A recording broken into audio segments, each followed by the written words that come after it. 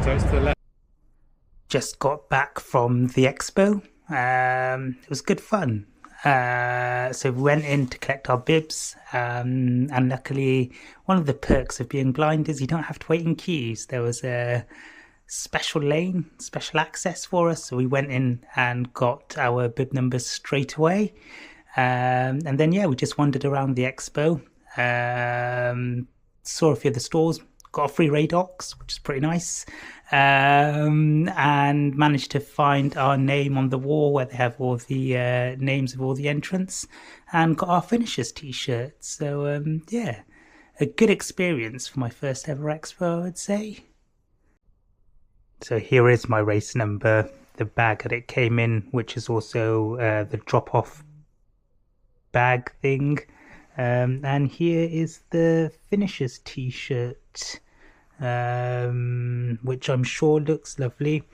And then the free Radox that I got. The woman who was handing these out was in a Radox outfit, and she must have been boiling because it was very warm at the expo.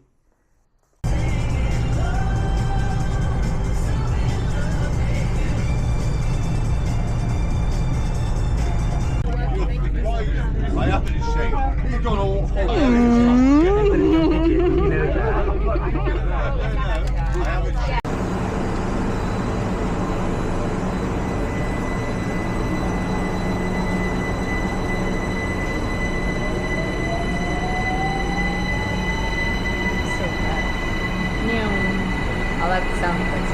New, new, new, new, new, new.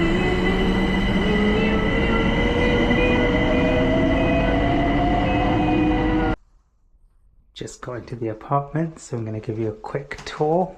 It's the bedroom.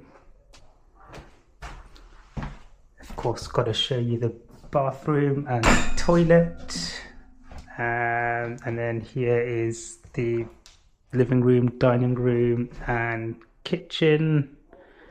Jen has just got in and is chilling. It was an interesting journey here. A couple of mistakes made on the tube, but we got here in one piece. You can hear Jen sighing in the background because responsibility fell on her. But here in one piece. It's less than 24 hours to go, way less than 24 hours to go now. So gonna have an easy evening of being lazy and not doing much, saving those legs for tomorrow morning. Kit all laid out for tomorrow. So going for the Adidas t-shirt. Sunglasses are a must. I'm wearing the Sauconys for my race day shoes, and we'll be having Marthons as my gels. Just going to keep this here until tomorrow morning now. It's race day. Just woken up and making the classic runner's breakfast. Got some jam bagels, and obviously you've got to have tea in the morning. We have arrived at our meeting spot, just waiting for Andy, my guide. It's a beautiful morning. We're on Blackheath Common or somewhere near there. It's very nice. My biggest supporter is here. Say hi, Jen. Hi, Jen.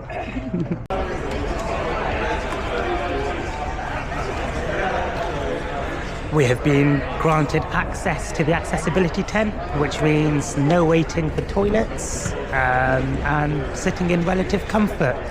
Andy, how are you feeling? Good, let's go. In positive spirits as race time approaches us.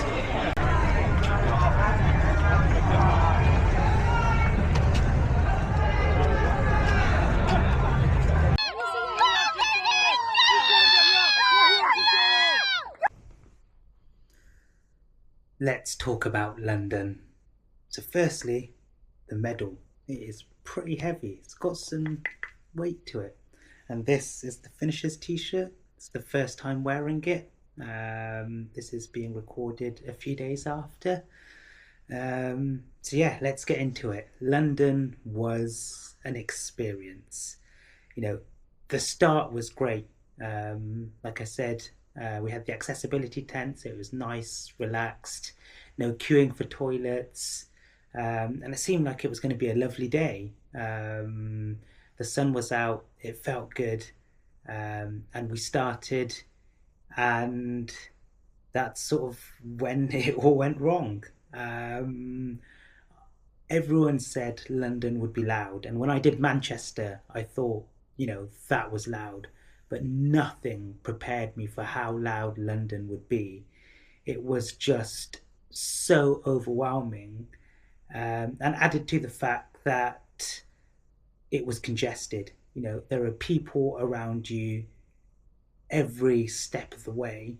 And it was just so many people, so much noise.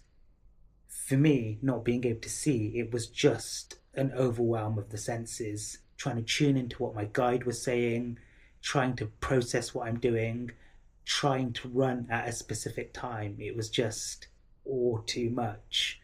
So it was an interesting experience. If I were to ever do it again, and I have stupidly entered the ballot, and this was before I'd actually done it, I would go in with no expectation of time and just run the race to enjoy it rather than committing to some sort of goal, because it is just such an overstimulating environment. But that wasn't the only thing. So we started off, and I think the biggest issue was I didn't trust myself. It was only when Andy mentioned it yesterday. We were off to Cheltenham to give a presentation talk, and he said normally I just sort of speed off and he has to rein me back, and I didn't do any of that. I played it too cautious. Started out cautiously, probably because I was overwhelmed. But I should have just gone all guns blazing. I don't know. It was just, and then the heat, it got hot very quickly, and the sun was directly on us pretty much the entirety of the course. And they had these hosepipe sprinklers. I don't know what it was. And the first one went through, I swallowed a whole load of the water. And then the stomach issue started. I'm going to put it down to the sun because stupidly I didn't wear a cap. I thought some sun cream would be okay.